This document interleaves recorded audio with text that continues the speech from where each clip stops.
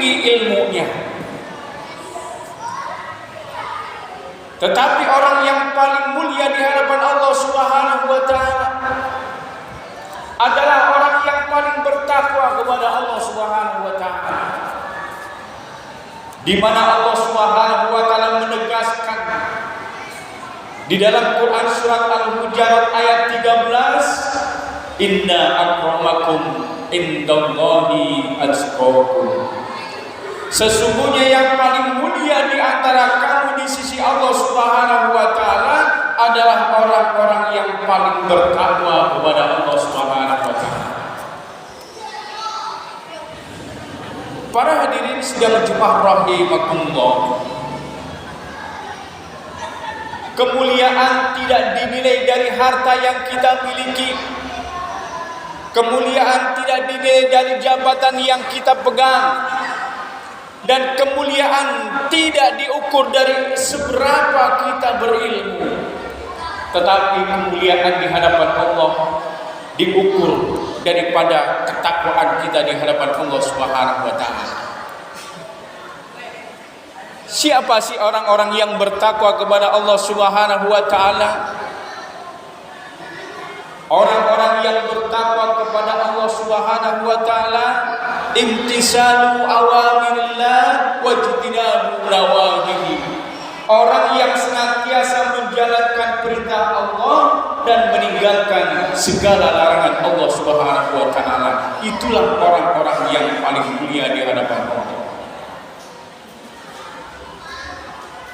Orang yang bertakwa sudah pasti memiliki akhlak yang mulia, mempunyai tata krama, mempunyai sopan santun kepada orang lain. Orang yang memiliki akhlak yang mulia senantiasa lisannya terjaga, tidak mudah berbicara, hati-hati dalam berbicara, jangan sampai menyinggung perasaan orang lain. Perbuatannya terjaga, tidak mudah untuk menyakiti hati orang lain. Jadilah orang yang bisa menghadirkan keselamatan kepada siapapun. Karena orang yang berakhlak mulia sudah pasti mampu dan bisa menghadirkan dirinya untuk manfaat untuk orang lain. Para hadirin sidang Jumat rahimakumullah. Makanya kita sering dengar sesungguhnya akhlak yang mulia itu lebih tinggi derajatnya daripada ilmu. Karena tidak ada artinya orang yang berilmu tetapi tidak didasari dengan akhlak yang mulia. Kita tahu bersama di dalam sejarah makhluknya Allah Subhanahu wa taala yang berilmu bukanlah para malaikat. Makhluknya Allah Subhanahu wa taala yang paling berilmu bukanlah dari golongan manusia, tetapi makhluk yang paling berilmu di hadapan Allah adalah setan atau iblis. Kenapa setan atau iblis dihinakan oleh Allah Subhanahu wa taala? Kenapa setan atau iblis dikutuk oleh Allah Subhanahu wa taala? Ternyata bukan karena tinggi ilmunya. Walaupun iblis begitu tinggi ilmunya, mulia di hadapan Allah Subhanahu wa taala, tetapi iblis dihinakan oleh Allah hanya karena iblis sombong. Iblis tidak memiliki akhlak yang mulia, merasa dirinya paling benar, merasa dirinya paling mulia di antara yang lain, sehingga dia mudah untuk mengucapkan anna khairu minhu, saya lebih baik daripada Nabi Adam. inilah yang membuat Allah Subhanahu wa taala murka. Kalimat inilah yang membuat Allah Subhanahu wa taala mengusirna iblis laknatullah dari surganya Allah Subhanahu wa taala.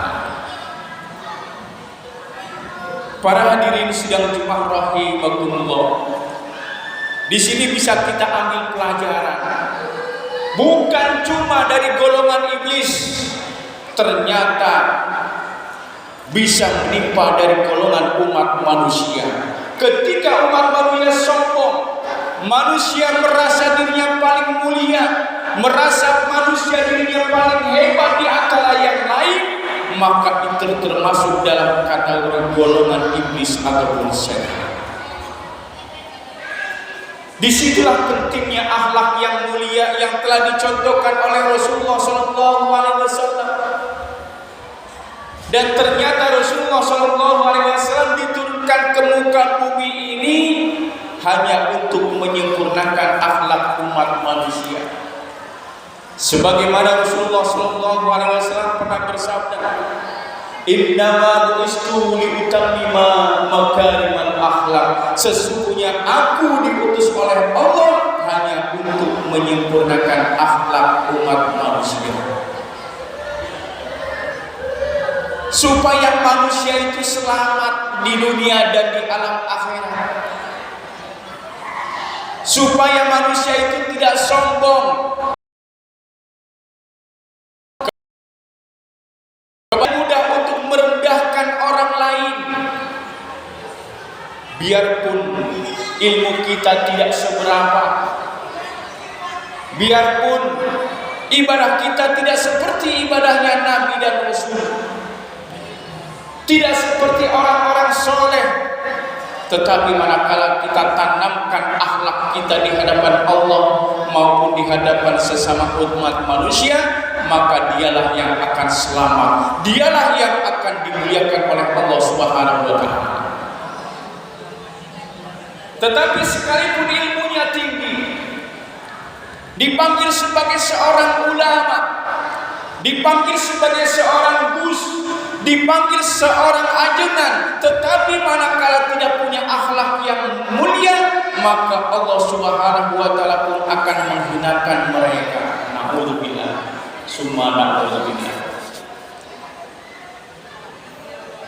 Tanamkan akhlak yang mulia di hadapan Allah Subhanahu wa taala dan di hadapan sesama umat manusia.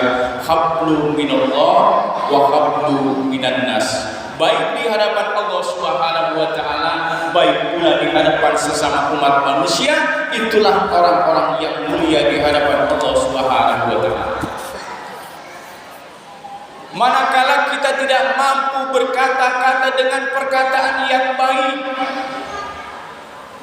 perkataan kita suka menyakiti hati orang lain, perbuatan kita suka menyinggung perasaan orang lain, maka kata Rasul, lebih baik diam. Sebagaimana Rasulullah SAW bersabda, "Man kana yu'minu billahi wal yawmil akhir falyaqul khairan aw liyasmut." Barang siapa yang beriman kepada Allah dan kepada hari akhir, maka berkatalah dengan perkataan yang baik, perkataan yang mulia. Tetapi ketika kita tidak mampu berkata dengan perkataan yang baik, dengan perkataan yang mulia, perkataan kita mudah menyinggung orang lain, menyakiti hati orang lain, auliyasbut, maka lebih baik diam untuk menyelamatkan kita dari dunia sampai menuju alam akhirat. Para hadirin sidang Jumat rahimahullah, karena ketika kita menghadap Allah Subhanahu wa taala di akhir hayat nanti, bukanlah harta yang banyak yang akan kita bawa, bukanlah harta dunia yang tersimpan di mana-mana, tetapi ketika kita menghadap Allah Subhanahu wa taala, hanya satu yang diharapkan oleh Allah adalah takwa. Wa tazawwadu fa inna khairul zadi taqwa. Sebaik-baik bekal dan bekal yang paling baik di hadapan Allah adalah takwa. Semoga kita semua dijadikan oleh Allah Subhanahu wa taala sebagai orang-orang yang beriman dan bertakwa kepada Allah, sehingga kita diselamatkan dunia sampai menuju alam akhirat. Barakallahu lana fil Qur'anil karim, innahu huwal ghafurur rahim.